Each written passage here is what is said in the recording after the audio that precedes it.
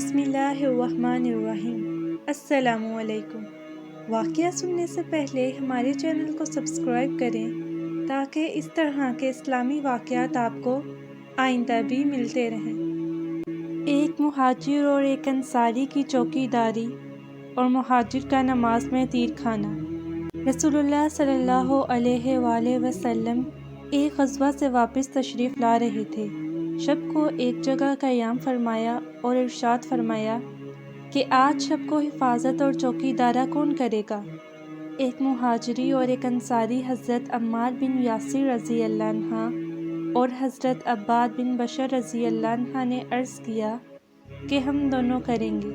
حضور صلی اللہ علیہ وآلہ وسلم نے ایک پہاڑی جہاں سے دشمن کے آنے کا راستہ ہو سکتا تھا بتا دی کہ اس پر دونوں قیام کرو۔ دونوں حضرت وہاں تشریف لے گئے۔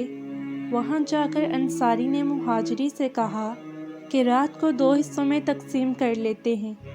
رات کے ایک حصے میں آپ سو رہیں میں جاگتا رہوں گا اور دوسرے حصے میں آپ جاگیں میں سو جاؤں گا۔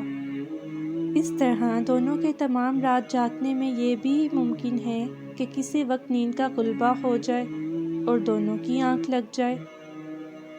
اگر کوئی خطرہ جاگنے والے کو محسوس ہو تو اپنے ساتھی کو جگا لے گا۔ چنانچہ ایسا ہی کیا گیا۔ رات کے پہلے حصے انصاری صحابہ جاگتے رہے اور مہاجری سو گئے۔ انصاری صحابہ نے نماز کی نیت باندھ لی۔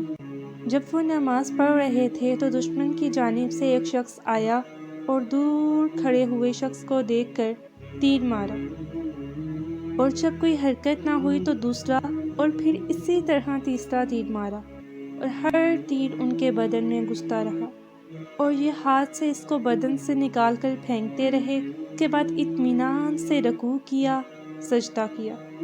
جب نماز مکمل کر چکے اپنے ساتھی کو جگایا۔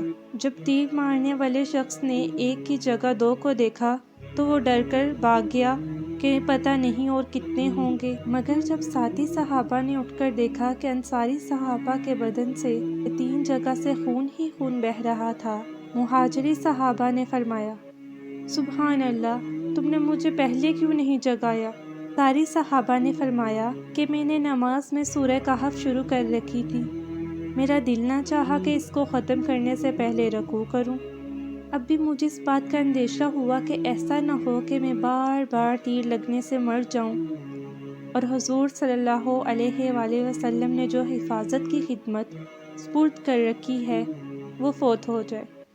اگر مجھے یہ اندیشہ نہ ہوتا تو میں مر جاتا، مگر سورت ختم کرنے سے پہلے رکوع نہ کرتا۔ اللہ سبحانہ و تعالیٰ سے دعا ہے کہ وہ ہمیں بھی نماز کا شوق اور لطف عطا کرے۔ آمین۔